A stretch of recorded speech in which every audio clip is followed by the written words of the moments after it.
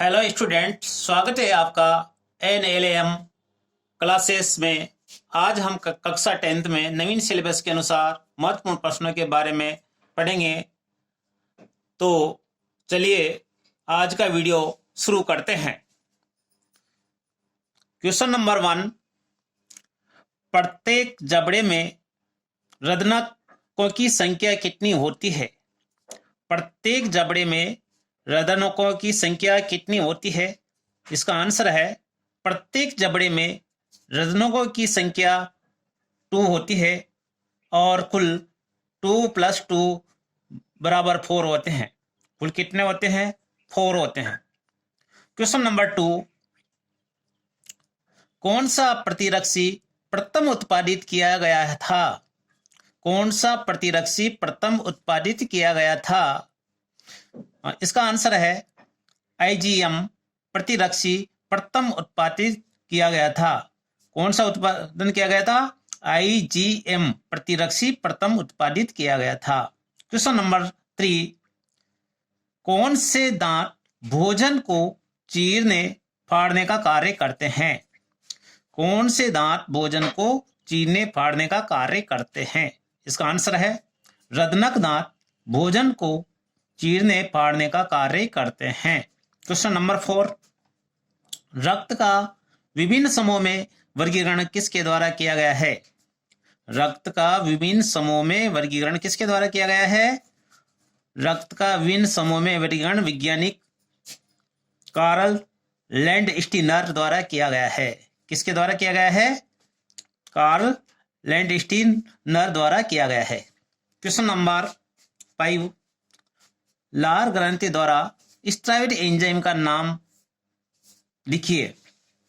लार ग्रंथि द्वारा स्ट्राइड एंजाइम का नाम लिखिए। इसका आंसर है लार ग्रंथि द्वारा स्ट्राइड एंजाइम का नाम टाइलिन है। क्या है? टाइलिन।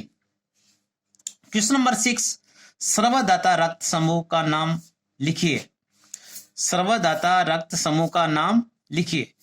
इसका आंसर है सर्वदाता रक्त समूह का नाम O है, क्योंकि O ऐसा समूह है जो सभी को डोनर कर सकते हैं, इसी कारण इसको सर्वदाता कहा जाता है। क्वेश्चन नंबर 7, पैरों की हड्डियां मुड़ जाना एवं घुटने के पास आ जाना विटामिन की कमी से होने वाले किस रोग के लक्षण हैं?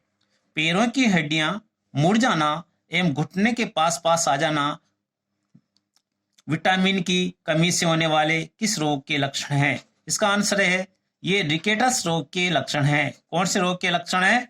रिकेटस। क्वेश्चन नंबर 8, स्त्रियों के 2 लिंग हार्मोनों के नाम लिखिए। स्त्रियों के 2 लिंग हार्मोन के नाम लिखिए। इसका आंसर है स्त्रियों के 2 लिंग हार्मोन निम्न है।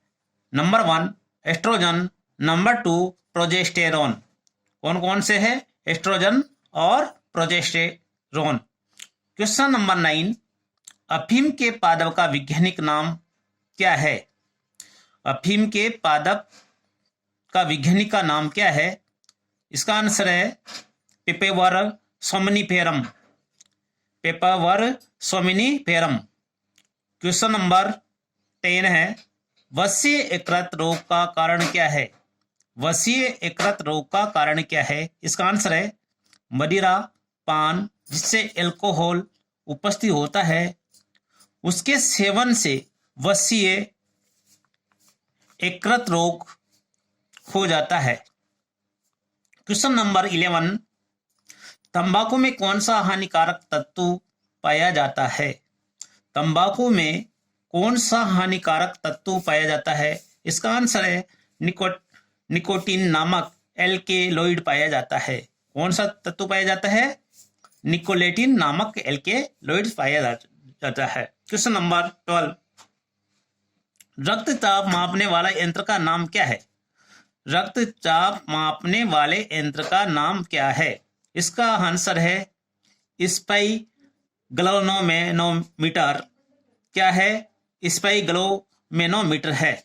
क्वेश्चन नंबर 13, BMI का पूरा नाम लिखिए। BMI का पूरा नाम लिखिए। शरीर भार सूचकांक यानी इसका इंग्लिश में होता है body mass index. Body mass index. Question number 14, संतुलित भोजन किससे कहते हैं? वह भोजन जिसमें सभी आवश्यक पोषक तत्व उपलब्ध हो उसे संतुलित भोजन कहते हैं। संतुलित भोजन किसे कहते हैं? वह भोजन जिसमें सभी आवश्यक पोषक तत्व उपलब्ध हो उसे संतुलित भोजन कहते हैं। क्वेश्चन नंबर 15, रक्तचाप किसे कहते हैं? रक्त वाहिनिकाओं में बहते रक्त द्वारा वाहिनिकाओं की दीवारों पर डाले गए दबाव को रक्तचाप कहते हैं। रक्तचाप किसे कहते हैं? रक्त वाहिनियों में बहते रक्त द्वारा वाहिनिकाओं की दीवारों पर डाले गए दबाव को रक्तचाप कहते हैं।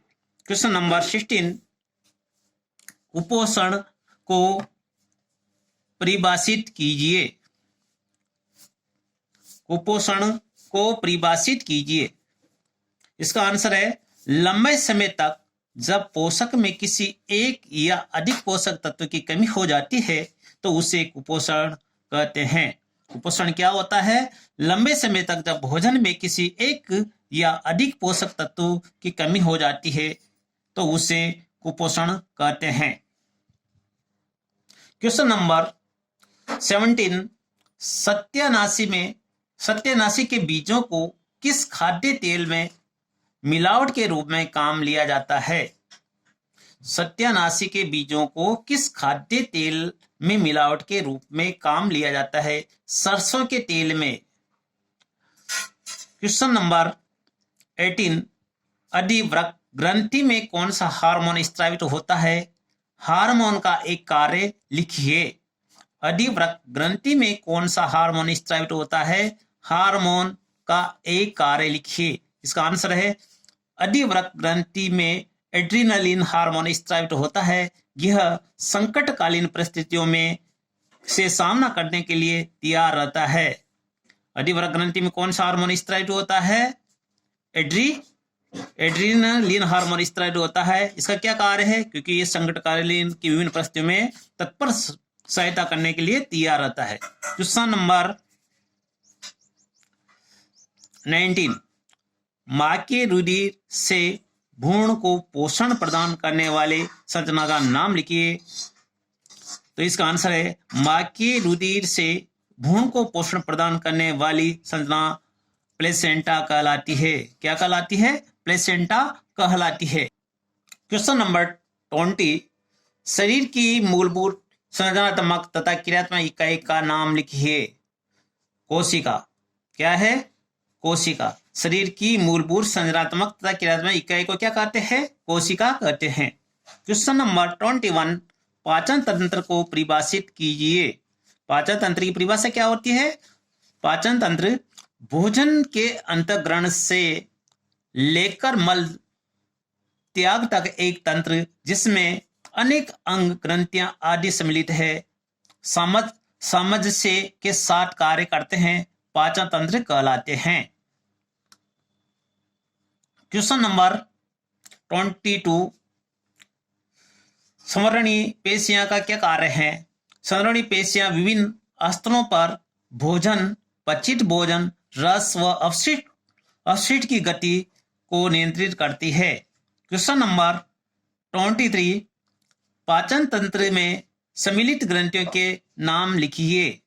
पाचन तंत्र में सम्मिलित ग्रंथियों के नाम लिखिए।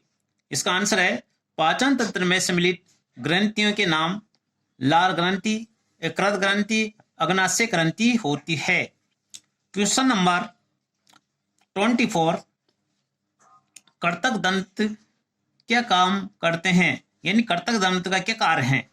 इसका आंसर है कर्तक दंत भोजन को कुतरने व काटने का कार्य करते हैं। कर्तक दंत के कार्य करते हैं? यानी भोजन को कुतरने और काटने का कार्य करते हैं।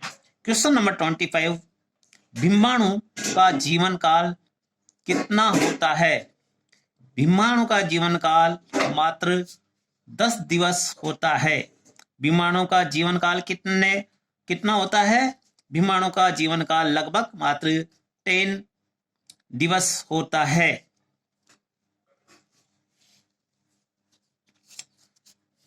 क्वेश्चन नंबर 26, अशुद्ध वायु को प्रोवाइड करने वाली वाहिकाएं क्या कहलाती है?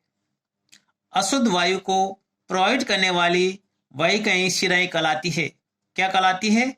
शिराएं कहलाती है। क्वेश्चन नंबर 27, हृदय आवरण क्या है? हृदय एक दोहरी भित्ति के झिल्ली में आवरण द्वारा घिरा हुआ रहता है, जिससे हृदय आवरण कहते हैं। क्वेश्चन नंबर 28, महाशिरा का क्या कार्य है? शरीर से अशुद्ध अपशिष्ट मिला रक्त महाशिरा द्वारा दाएं आलिन में आता है। महाशिरा क्या कार्य है? शरीर से अशुद्ध अपशिष्ट मिला रक्त महाशिरा द्वारा दाएं आलिन में आता है। क्वेश्चन नंबर 29, अमोनिया उत्सर्जन की प्रक्रिया क्या कहलाती है? इसका आंसर है अमोनिया उत्सर्जन की प्रक्रिया अमोनियोत्सर्जन कहलाती है। क्वेश्चन नंबर 30, त्वचा द्वारा उत्सर्जित होने वाले दो उत्सर्जित पदार्थों के नाम बताइए। त्वचा द्वारा उत्सर्जित दो पदार्थों के नाम नमक और यूरिया है।